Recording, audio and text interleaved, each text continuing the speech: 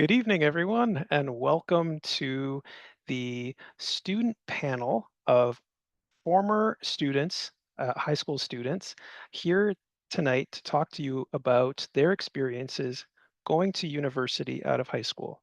My name is Ramsey Shuck. I am a teacher with the Ottawa-Carleton District School Board. My pronouns are he, him.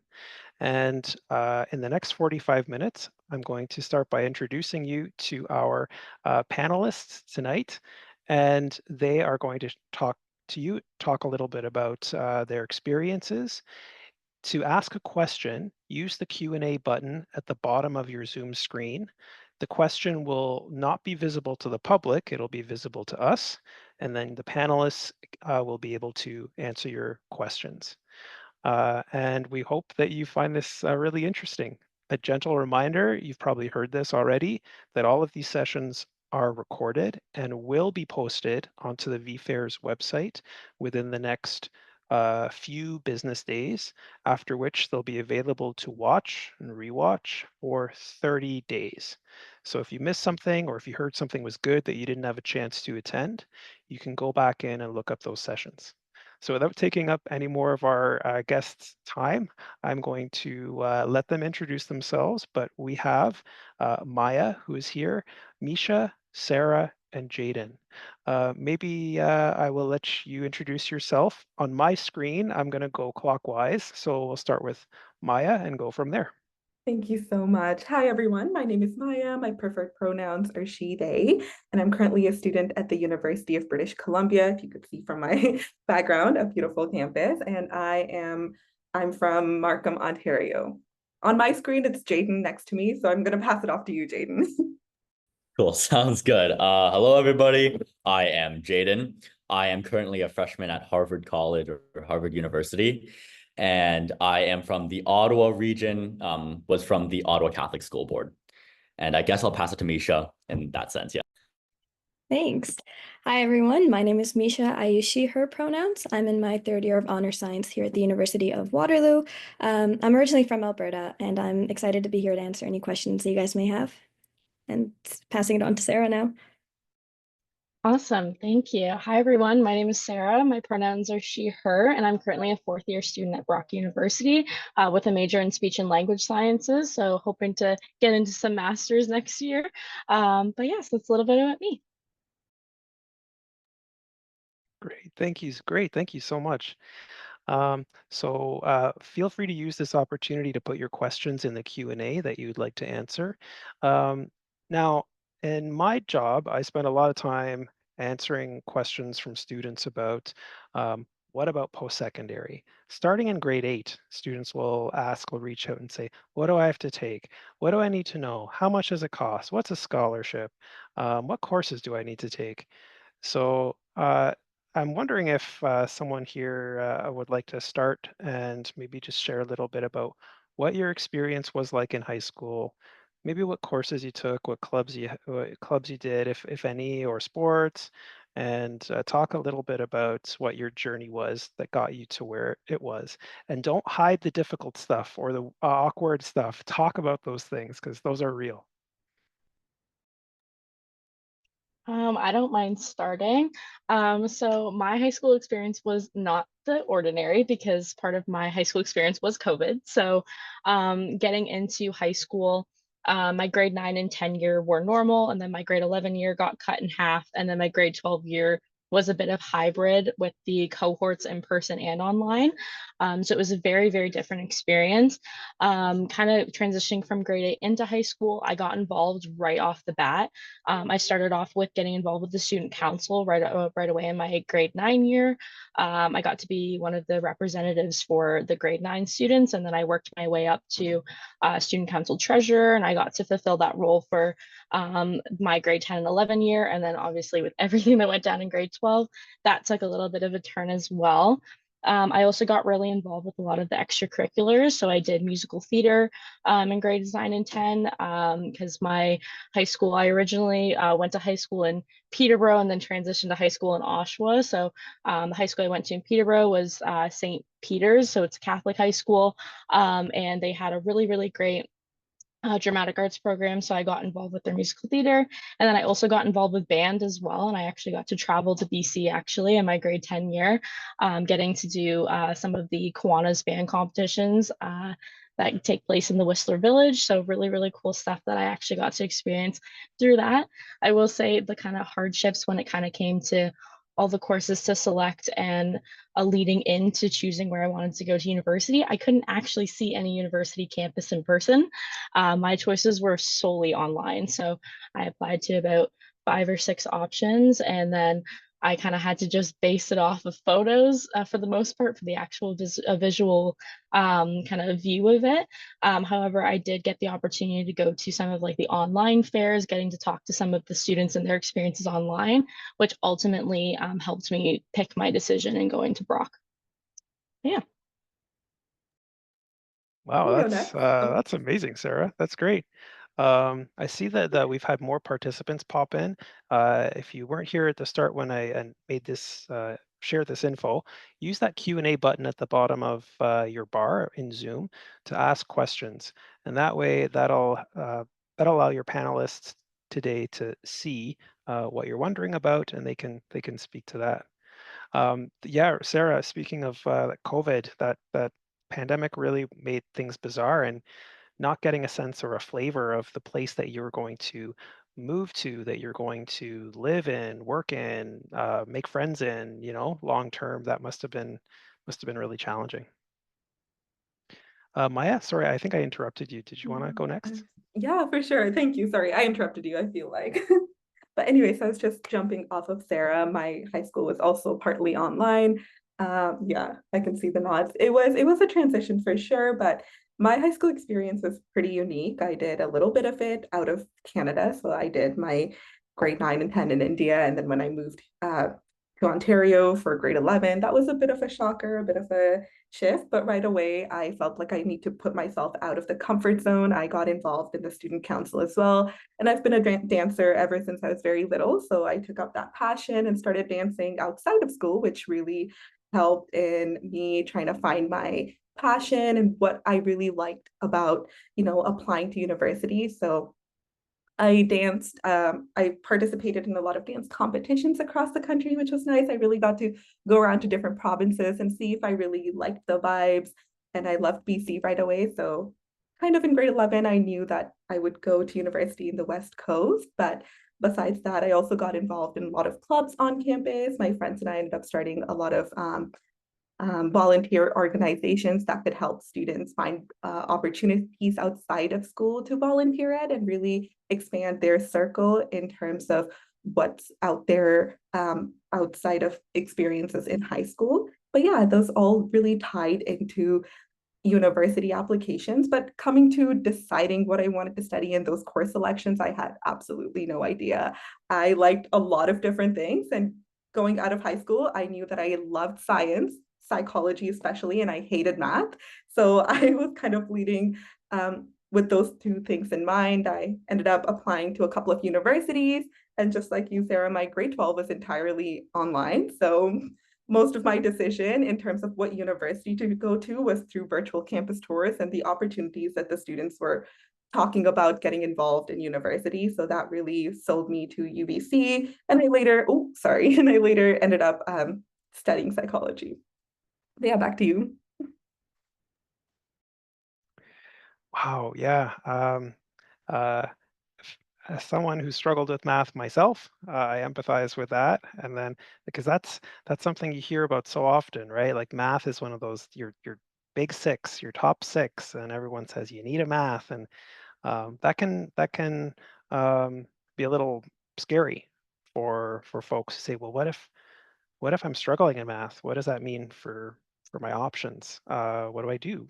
Um, so it's great to get that validation that math is important for many post-secondary programs. It's optional for many programs, and it has nothing to do with many programs as well. So it's not going to it's not going to close doors if math is something that you are not good at yet, right? So I guess I can go next in terms of my high school career and all of that. Granted, it wasn't that long ago, just last year, not even a year ago at this point. Because I'm a freshman, and so I kind of remember it vividly. Now, for you guys, it was the opposite for me. It was me entering high school that was in COVID. So it was a little bit of a shift, but I obviously can't like empathize, unfortunately, of how horrific your grade 12 year must have been. That you guys definitely got through it. Grade 9, I got pretty lucky. I feel like with like even though it was the beginning of my high school career and it wasn't easy, it worked through itself, and it means that I didn't get to start off anything strong. I didn't get to do any clubs, any extracurriculars very much in grade 9. So my grade 8 year got cut off, and then grade 9 was completely online for me, which was an octomester system. And that's kind of the moment I kind of realized I can apply myself a bit more in terms of the amount of areas I can work in, plus at the same time not like absolutely ruin my health, because I spent a lot of time in grade 8 feeling I was like a very strong student, but I never really applied myself. But I think realizing you don't have to be like a strong student or anything, like you can just, it's a different kind of feeling. I don't really know how to explain it, but at the same time, you can have fun, and if you want to learn, you'll apply yourself, and it'll be a whole different experience that way. So that's something that I did realize in grade 9, even though it was online. That's what I feel like gave me the shift. And then grade 10, 11, I kind of jumped off from that point, doing a few clubs. In grade 8 and grade 10, 11, 12, I did volleyball, which was super fun. In high school, although Sacred Heart's volleyball team was not that great, which was my high school, and I was partly due to that, but that's okay because it was overall a fun experience, and that got me really well acquainted with a lot of people. So honestly, to anyone who's thinking about sports, even just intramural sports, definitely a great opportunity to get to know people, and just have a lot of fun, because I was not good at volleyball. And besides volleyball and those kinds of extracurriculars, I did in grade 10, 11, I believe, I did debate club, especially because Sacred Heart State Debate Club just like ended and didn't start up again. So I decided that I was going to start a new one with my friends. And we unfortunately didn't do it until grade 12, but grade 10, 11, it was pretty strong. It was just me and my friends plus probably 10 other people that we got to convince to come join us. And we only went to one competition, so it wasn't that much, but that was another fun experience to meet people. And I think that's one of the biggest things in terms of high school career that I feel like is pretty important, like getting to meet people, because there's a lot of interesting things that you'll learn about people. And that's what I was grateful for. A lot of my those chances to learn about people that I never would have before or talk to in general. And then I also did a lot of the times I did things with my friends, which is kind of not what I suggest, honestly. Even like your friends are great, but honestly, you don't have to always follow your friends. Do what you want, There's a lot to high school that, you don't have to continuously follow around for. But me and my friends also did STEM club, where we just did some designs. We never ended up doing our final project, so we just sat around and ate lunch in there, and that was it. But overall, it was a fun experience, and that's like we met another few group of people that we got to know, and those were some good experiences that I think extracurricular wise, pretty solid and pretty fun. In terms of school, actual career wise, like school course wise, I was always someone who kind of just wanted to get things over with. Like I just did not like, I just wanted to get things done. And so I took a lot of summer school to reach ahead. And that was something that I feel like, first of all, ruined my summers, but second of all, helped me have a really, really chill senior year, which I guess is up to you to decide, because I by the end of my grade 12 year, I had 40 credits, which is 10 more than I think you need, which is an excessive amount, which I think was unnecessary and not worth it. And it was literally like no one knows about it. So that was my only time I ever mentioned it. But so if you can, maybe take one summer school if you want for something you're really interested in. I know people who took grade 11 chem and grade 10, and then grade 12 they took action chemistry, and then maybe they went to talk to some professors or teachers and professors, because there are a lot of opportunities to talk to teachers about like things that they're doing, and maybe some like small side projects they can, like science fairs and things like that in the region, that I was able to do as well. That was part of like my course and me loving a lot of different things. So course wise, I felt like I'm a big procrastinator, and so it's all a blur, but I just did a bunch of courses and got them over with. And so that was my general high school career. A lot less focused on courses, but a lot of random fun meeting people. Wow, Jaden, yeah, I hear you. About get involved, even if you don't think you're great yet at something, get involved and try it, because what a boost in confidence when you start to get involved and you try something, and maybe you're still not great at the end of it, whether it's badminton or volleyball or whatever it is, right? And meeting people.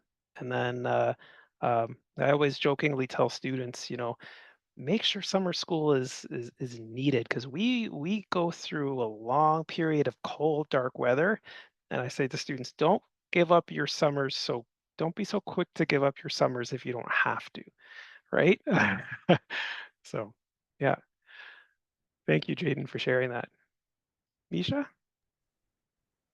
So for me, it was very interesting listening to you guys because my COVID felt like right between my high school. So like halfway through grade 10, I kind of got the best of both worlds because I had the beginning of high school and the end of high school. So I got pretty lucky there. But that also meant that a lot of my extracurriculars and stuff I actually couldn't get involved with until grade 12. Having said that though, I think my high school especially did a really good job at like giving students the opportunities to get involved in more extracurriculars. So for example, me and my friends, we were part of a Kiwanis Key Club. We started a tutoring club. We did organize stuff like blood drives, fundraisers for various events and stuff like that. But it's interesting, Jaden, I was listening to you and I think my high school experience was almost the complete opposite because I was focused so much on like my courses and like academics and all that. And I didn't really like, I think if I could go back and like do one thing slightly different, it would be to like get more involved with like sports and clubs and just figure out what I'm good at. So that's definitely something that I would recommend for all of you listening as well. And then when it came to like applying to universities, I think I always knew that I wanted to go into science, but I didn't realize how many options there are for science specifically, especially when you get to university, or like this goes for any course, any area in general, where it's not just chemistry, biology, or physics. It's like specific branches and like different faculties and fields, and you have to figure out what kind of works for you. So I think definitely getting a head start on figuring out what kind of aspect you want to apply to there will definitely help you as well. But I'll pass it back to you, Ramsey. Oh, thanks, Misha. Thank you for sharing that. That's interesting that you say that about there's so many areas of science, or just like there's so many sub areas of any discipline, and figuring out, oh yeah, what does that mean for me? What do I want to spend several years exploring, and why do I like this? Right? So, oh, I like this, but what about it do I like? And where can that then lead me to kind of focus on what I want to start exploring, whether in school and in career. Yeah, for sure. There is a question in the Q&A. It says, what did you end up doing for area of career? So I wonder if this means maybe area of like, what did you study? If you have finished studying and you've got a career that you started, where did you land? Does anyone want to? I guess I'll start off because I didn't quite introduce what I was actually studying as well. I just realized. I'm currently studying. Well, the thing at Harvard is that you don't actually choose your concentration. It's a liberal arts college, which means you don't choose your concentration until the second semester of second year.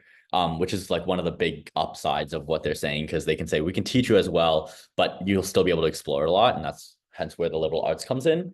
And so I'm currently like probably going to declare a concentration in, which is the fancy way of saying major. I'm going to probably major in computer science and statistics. I'm wondering about a double degree right now. I think I can. I've kind of laid out my college career just like yesterday because I had someone else who was doing that. I saw their spreadsheet. I was like, okay, shoot, I should do that. So I was planning that out, and I think I can, like, I have 2 extra classes, and I can just take and be able to complete a double degree, which would be very fun to do that. So that's what I'm hoping to study in terms of that. And my big goal in terms of career is kind of not specifically determined yet. And I think that's to all of you guys who don't know where you want to go. I don't know where I want to go, so that's okay. You're going to be okay. Especially like honestly, if you're thinking about liberal arts, I know there are like a few liberal arts universities and colleges here in Canada, like some that have the same motto. But at the same time, if you're thinking about, you can also apply to some liberal arts colleges in the States. They also provide a lot of flexibility in terms of choosing where you want to go and what you want to end up doing, because I honestly don't know. And I think I can go into industry, I can go into research, I can go into like, entrepreneurship, any of those. And I'm kind of looking into all of it, not too sure. And this summer will kind of give me a little bit of a taste of each little part, hopefully if I can look into them. And yeah, so that's me in terms of area of career, I guess. Jaden, I'm sensing a pattern here. Double credits, double major. I'm wondering what the next thing that's going to be doubled. I'm just teasing you. Does anyone else want to toss in where they landed or what they're thinking about? Or actually, Jaden, did you want to maybe clarify? This is another question that just popped up. What does liberal arts actually mean?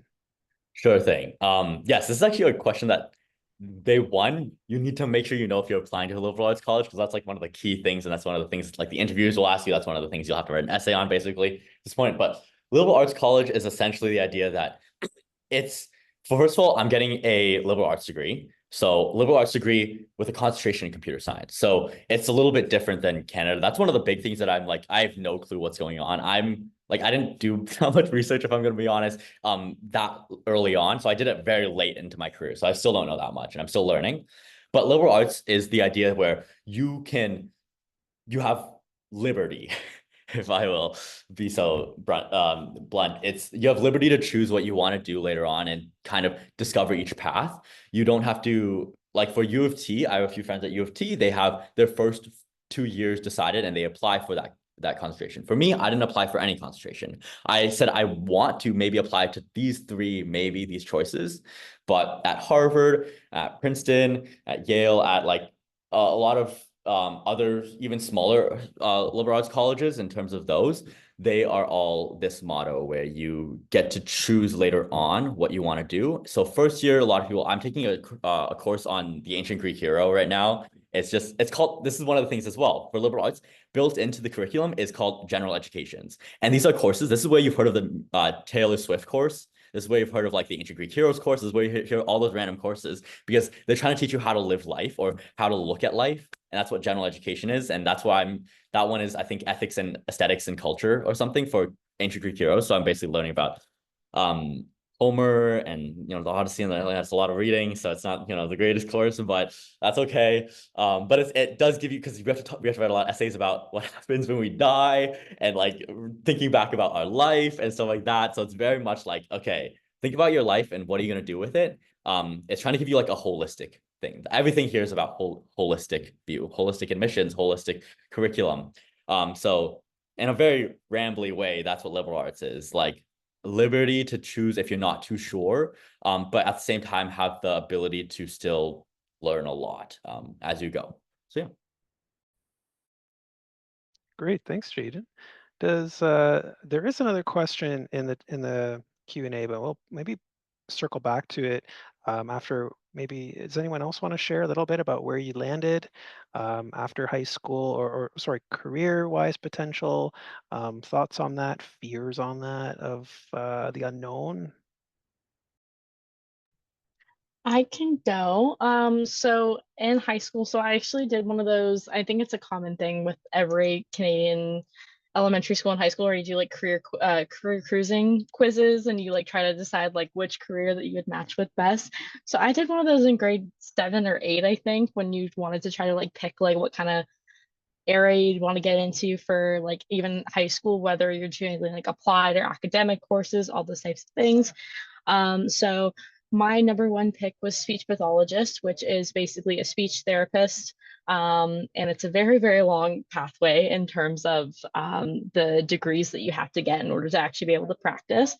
So when I was looking at universities, I was looking at so many, and almost every Ontario university required me to do a double major in order to get all the credits I need from multiple different programs in order to get where I wanted. And then I found out that Brock actually had one of the, I believe it's the only, as of right now, the only undergraduate program that specializes in speech and language sciences. So instead of me having to get a health sciences degree and a linguistics degree, it was 2 in 1.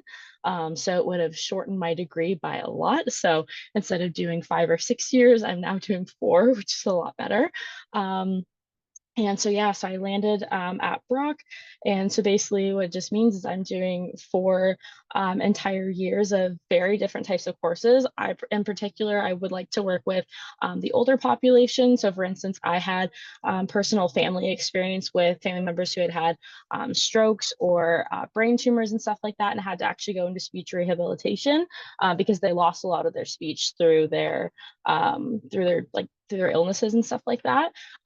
So but I also do a lot of coursework in a lot of child's and youth development. So there's one class that I actually have, it's a clinical observations course, where we get to actually go and do placements at some of the clinics in the Niagara region, and actually get to watch a speech pathologist work with the kid and watch as you can slowly see like where their developmental delays and stuff like that are, and then write clinical observations that you then like hand in. And it's really, really interesting things. Or in some of my classes, we do audiology work where we're actually getting to look at different types of hearing aids and test them out. And we do experiments where we go through different types of simulations where they actually like block out your hearing, and they try to like, and you actually get to hear and interpret it, what that's like as a deaf person. So it's actually like really, really cool hands-on experiences that I've gotten. And so once I finish my degree, which will be in the spring this year, which is really exciting, there's a couple different pathways that I can go down. So I'm hoping to potentially get into speech pathology master's programs. The worst part about Canada is that there's only 7 total, and because there is technically 9, but 2 of them are only taught in French, which makes it really difficult if you're not a fluent French speaker. I know one is actually at the University of Ottawa, and the other one is Laurentian, but the rest of them, there's only 3 in Ontario, and the rest of them are outside of the province, which makes it really, really difficult, especially because they only take about 15 to 20 students every year. So basically they expect that your grades are at the very top. But then a lot of professors have actually recommended I actually start applying to state schools, because a lot of the state's programs, they have a lot of my master's programs in particular. So I'm going to be kind of applying all over the place.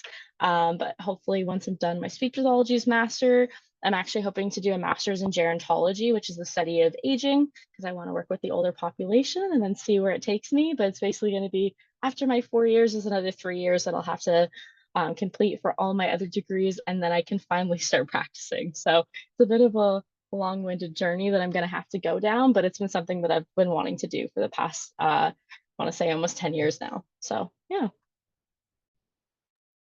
That's amazing, Sarah. I like that the word journey on that it's not about getting to the end quickly, because then you have your whole life to be in that phase where you're working, right? This is about like finding what you like, and just as important, finding out by doing it what you think, I thought I'd like this. I like this. I want to try this instead, right? Those experiences where you're like, I didn't like that, or that didn't work for me. Those are almost more valuable than finding what you do like, because they kind of steer you a little bit. So that's really, really interesting. Yeah, for sure. And like one thing that I got told a lot in university was that there's always like a deadline and you have to stick to it. And you only have like 4 years because you don't want to be like aging like so much and like be like 30 and still in university. But I was like, there's no deadline to when you can do your degree. I have people in my degree right now who are in their 40s and 50s that decided to change their pathway because they didn't like what they were doing in their career anymore. So never ever think that there's like a set deadline for when you can get your degree done. There are so many people that change their mind literally constantly. I know one person that switched their program at least 3 or 4 times. So they're in their first year for the 3rd or 4th time, I think now. And it's just kind of like that trial and error. So it's never really about the set destination. It's about kind of finding out who you are through your education. That's interesting you say that, Maya. Sorry, Sarah, because that's what Jaden mentioned as well, right? It's about figuring it's getting to know yourself better, right? And that's a lifelong journey, but that's a big part of your years after high school, is continuing to get acquainted with yourself, right? I'm conscious of the time. We have about 15 minutes left, so not too long. But in that short amount of time, I don't want to say that I don't want to stop Maya and Misha from sharing where they landed in career. But in the 15 minutes that are left, what would be your advice to students currently in high school, maybe even in their grade 12 year, who are wondering now and who are in that phase where they're like, I have to apply like in a month. I am not sure what I want to do. I'm hearing my friends are applying to something. They feel confident in what they want to apply to. Um, I'm not so sure. Do I go where my friends go? Like Jaden, you said, don't always follow your friends. What's going to be best for you. Does anyone want to speak a little bit to those kind of fears and advice that you would give to uh, people right now? I can go first. So, what we always like to say is that uh, you're never stuck in what you choose to do, and you're never stuck in you're never like you always have the option of like changing your degree, your program, even your university. If it gets to that, you have the option of maybe not choosing further education. And one of my biggest fears when I applied to university was when I was originally in biomedical sciences, and I switched to honors sciences in my third year, and I didn't realize that it was an option to be able to switch or to like I still switch within faculties to very similar programs, but I know people who I had a friend who completed her degree in biomedical sciences and then went on to apply to law school. So I think what really just helped me like ground myself when I was applying and like really having that fear of an uncertainty of everything is just that you're never stuck in one spot. You always have options, you always have resources, your academic advisors on campus, your profs are all going to help you with kind of that journey if you realize that you may want to change. Yeah, that's amazing, Misha. Yeah, you're never stuck. You can always switch. Just like in high school, you can add and drop courses, right? When you buy something at a store, you can return it if you bring it home and you're like, you know what? I'm not feeling so confident in this pair of jeans that I bought. I'm going to return them. You're not locked into anything, right? I think that's a really great point.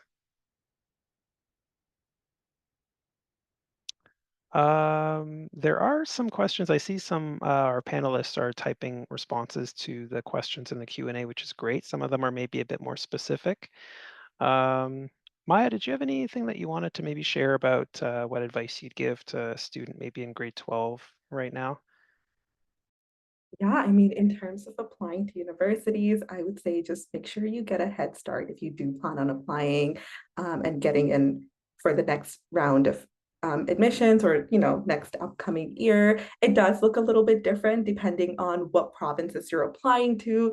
I know in Ontario, it's really neat. You can directly apply from OUAC and everything is in that one spot. But I remember applying to different provinces in grade 12, and that was kind of a shocker for me because it didn't work exactly the way it did for, let's say, U of T or Waterloo or Western.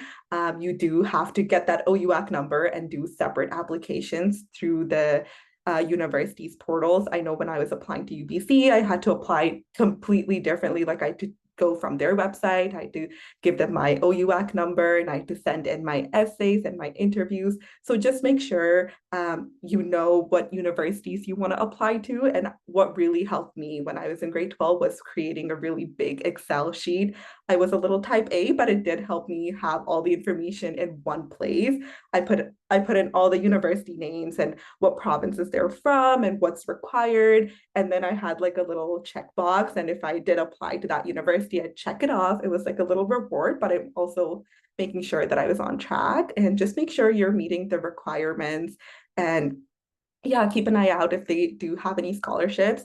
What's really helpful is to go to university fairs or university presentations that happen in your high school. I know for me, a lot of the times universities came to my high school during lunch hour, and we would have like an hour presentation, and the recruiter would tell about that university and just kind of like let the students know what resources they have available, what pathways you have within that university. And it really helped me to talk to them. They always reassured me if I was flunking that one grade 11 course and I didn't do so well on my midterm. They're always like, it's okay, like let's look at some ways you could boost that grade, or let's look at some ways that that could help you get into the university while also making sure that you're meeting all the requirements. So I would say talk to the recruiters that come to your high school, go to these events, because it really does open your mind to a lot of different opportunities and a lot of different options and programs that you never know existed. But back to you, Ramsey.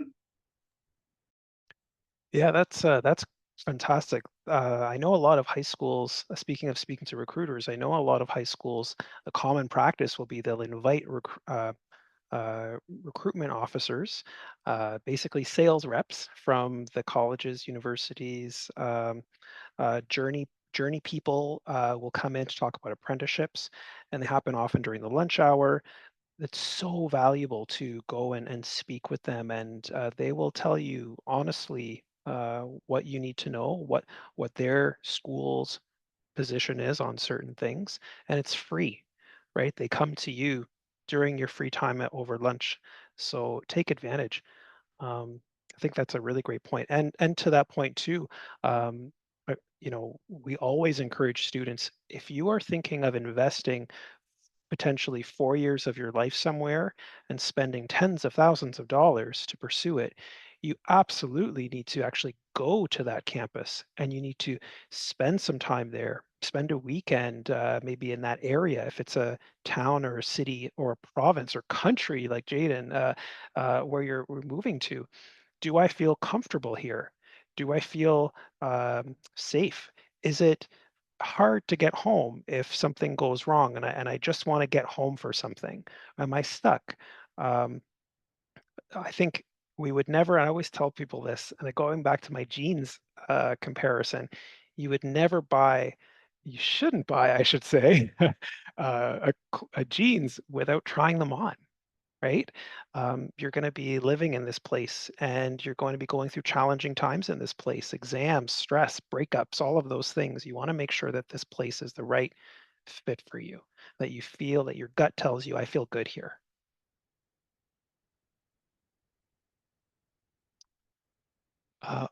There's a question here I really think there's a value in answering. It's what should you do if you don't get accepted into any of the universities that you apply to? Or what happens if you don't get accepted right away and you're hearing a lot of friends are getting accepted before you? What's your advice for managing those emotions and that stress? I can answer that. Oh, Misha, were you gonna go? Oh, I thought you. Okay, never mind. Never mind. Okay, all good. So for instance, so I had replied to another question asking, how many programs would you recommend applying to, and how many safety schools you'd recommend applying to. So, for instance, because some of the universities, I still was applying to some of the ones that would have required a double major. So, for instance, I applied to 8 schools total, 6 of which were kind of regular programs, 2 of which were like that I met all the requirements for, and 2 of which were safety schools that I felt that I was excelling above the acceptance average. So I really looked at all the schools and what their acceptance rates were for each program, what the program cutoffs looked like the previous year. I looked at all the requirements for, because some of them have like actual course requirements for high school, but some of them have a grade average that you need for some of those high school courses as well. So I made sure to take note of all of those. So for instance, to kind of give some transparency in like what the schools I applied to were. So I applied to Western Health Science with linguistics. I applied to McMaster Health Science and linguistics. I also applied to Ottawa's Bachelor's of Linguistics, as well as Queen's Health Science. And then I also applied to Brock and then Ontario Tech for their health sciences as well.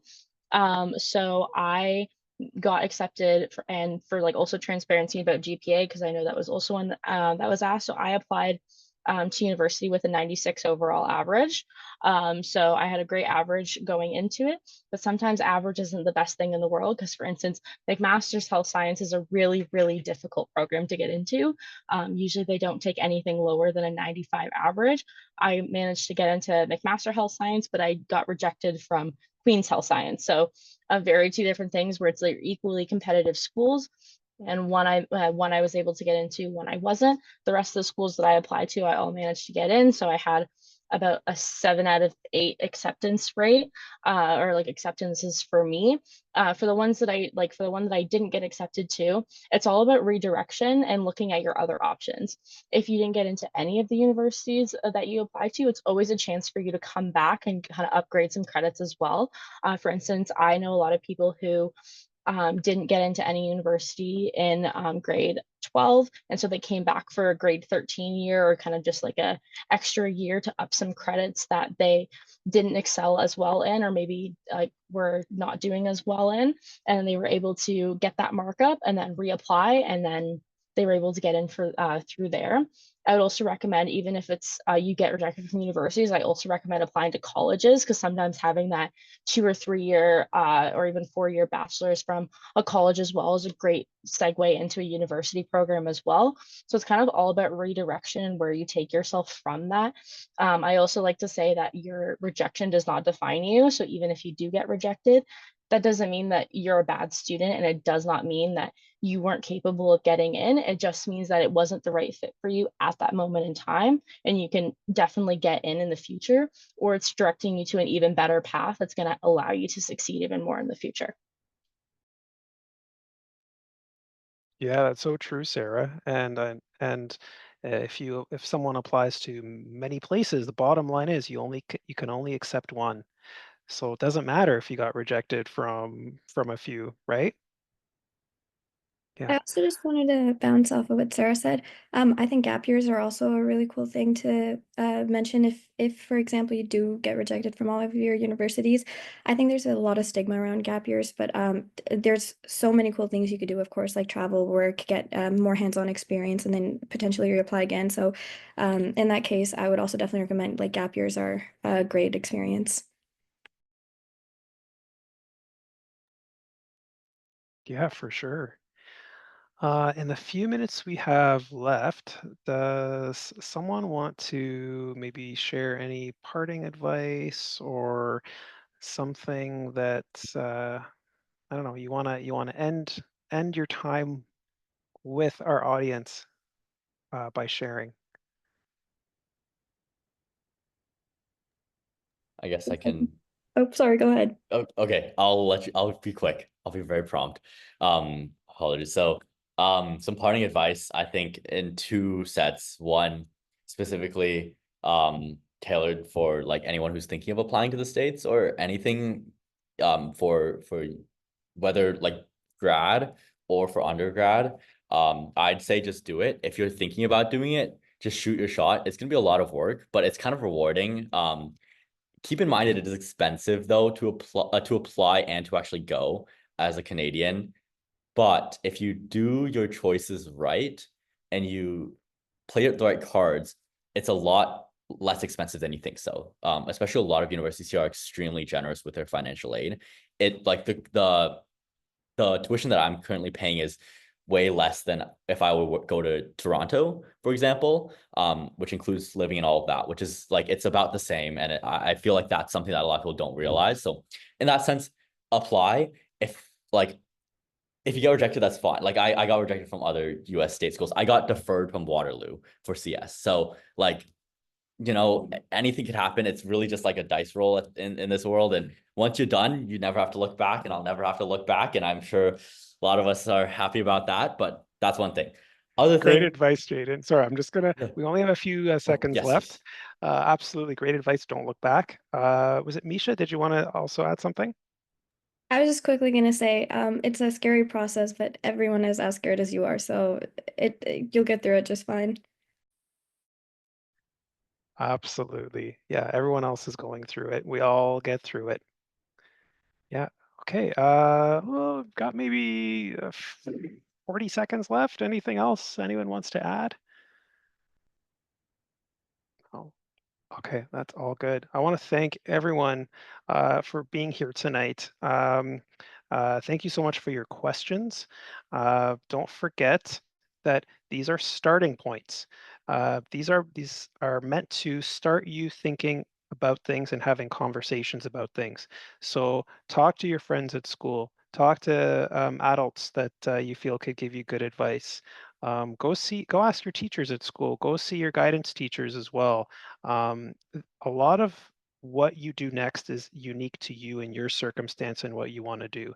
So have that individual conversation. And don't forget, what might be true and might be right in the moment for one person or one group of friends is not necessarily, it doesn't have to be the same for you. So don't base what you're going to do and don't judge yourself and your choices based on what your friends are doing. Find out what's right for you and go for it. All right. Well, thank you very much. So I'm just going to go clockwise on my screen to Maya, Misha, Sarah, and Jaden. Thank you so much for being here. Thank you for virtually traveling to see us from the States, from out of province, from BC. Thank you for wherever you are. Thank you for being here. I really, really appreciate your time. Thanks, everyone. Don't forget that the next session will be starting at 6:55. That will be the last session of the evening. 6:55 will be the next. So you have 10 minutes to figure out where you want to go next. Go check out that agenda in the launch website to see what else is happening starting at 7:55. And have a great night. Thank you so much for being here. Bye, everyone.